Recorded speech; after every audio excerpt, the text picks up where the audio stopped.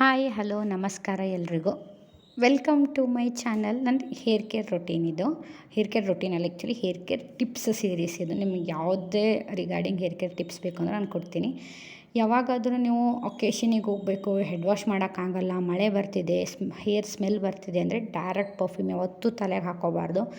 ಅದನ್ನು ಒಂದು ಸ್ವಲ್ಪ ಕೊಂಬಿಗೆ ಹಾಕಿ ಸ್ಪ್ರೇ ಮಾಡಿ ಆಮೇಲೆ ಚೆನ್ನಾಗಿ ಬಾಚ್ಕೊಳ್ಳಿ. ನೀವು ಆವಾಗ ಟ್ರೈ ಮಾಡಿ ನೋಡಿ, ನಿಮ್ಮದು ಹೇರ್ಸಿಂದ ಚೆನ್ನಾಗಿ ಸ್ಮೆಲ್ ಬರುತ್ತೆ. ಇದು ಓನ್ಲಿ ಯಾವಾಗಾದರೂ ಒನ್ಸ್ ಇನ್ 6 ಮಂತ್ ಅಷ್ಟೇ, ರೆಗ್ಯುಲರಾಗಿ ಯೂಸ್ ಮಾಡಬಾರ್ದು, ಟೆಂಪರರಿ ಯೂಸ್ ಅಷ್ಟೇ.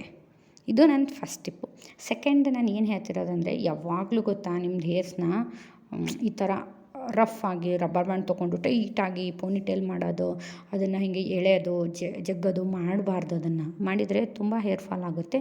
ನಾರ್ಮಲಾಗಿ ಮನೇಲಿದ್ದಾಗ ಮಾತ್ರ ಸ್ಮೂತಾಗಿ ಹೇರ್ಸ್ನ ಈ ಥರ ರಬ್ಬರ್ ಬ್ಯಾಂಡ್ ಹಾಕ್ಬಿಡಿ, ಇಲ್ಲಾಂದರೆ ಟೈ ಮಾಡಿಬಿಡಿ, ಎಣ್ಬಿಡಿ, ಇಲ್ಲಾಂದರೆ ಫ್ರಂಟು ಹೇರ್ಸು ಹೋಗುತ್ತೆ. ಹಂಗಾಗಿ ಹೇರ್ಸ್ನ ತುಂಬ ಚೆನ್ನಾಗಿ ಕೇರ್ ಮಾಡಿ. ನೆಕ್ಸ್ಟ್ ಟಿಪ್ ಏನಂದರೆ, ಎಲ್ಲಿಗಾದರೂ ಹೊರಗಡೆ ಹೋಗಿ ಬಂದಮೇಲೆ ಹೇರ್ಸಲ್ಲಿ ಕ್ಲಿಪ್ಸು, ಚಿಕ್ಕ ಕ್ಲಿಪ್ಸು ಆಯಿತು, ಎಲ್ಲ ಆಕ್ಸೆಸರೀಸ್ ವಗೇರ ಹಾಕ್ಕೊಂಡಿರ್ತೀರಲ್ಲ, ಅವನ್ನ ಫಸ್ಟ್ನ ತೆಗೆದುಬಿಡಿ.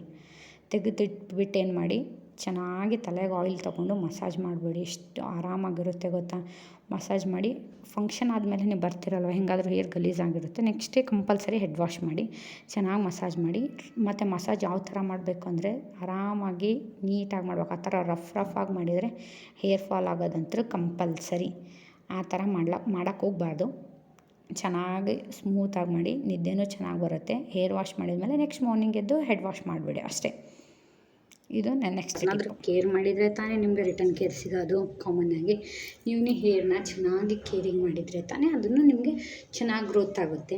ಮೀನ್ಸ್ ಕೇರ್ ಹೆಂಗೆ ಮಾಡಬೇಕು ಅಂದರೆ, ಡೈಲಿ ಮಾರ್ನಿಂಗ್ ಎದ್ದ ತಕ್ಷಣ ಒಂದು ಸತಿ ಬಾಚ್ಕೊಳೋದು, ಆಮೇಲೆ ನೈಟ್ ಕಂಪಲ್ಸರಿ ನೀವು ಯಾವುದೇ ಹೇರ್ ಸ್ಟೈಲ್ ಮಾಡಿದರೂ ಅಷ್ಟನ್ನು ಪಿನ್ ತೆಗೆದು ಕ್ಲಿಪ್ಸ್ ತೆಗೆದು ನೀವು ಅದನ್ನು ನೀಟಾಗಿ ಬಾಚಿಕೊಂಡು ಲೂಸಾಗಿ ಜಡೆ ಎಣೆದು ಮಲ್ಕೊಂಡ್ಬಿಟ್ರೆ ಸಾಕು. ಅದು ಒಂಥರ ಹೇರ್ ಕೇರೆ ಅದನ್ನು. ಮತ್ತು ನೆಕ್ಸ್ಟ್ ಟಿಪ್ ಏನು ಅಂದರೆ, ಕಂಪಲ್ಸರಿ ವೀಕಲ್ಲಿ ತುಂಬ ಹೇರ್ಸ್ ಇದ್ದರೆ ತುಂಬ ಹೇರ್ಸ್ ಇರಲಿ ಬಿಡಲಿ, ತಲೆ ಮಾತ್ರ ಕ್ಲೀನಾಗಿರ್ಬೇಕು. ಈ ಸಮ್ಮರಲ್ಲಿ specially 2 to 3 times hair wash ಅಂತೂ ಮಾಡಲೇಬೇಕು.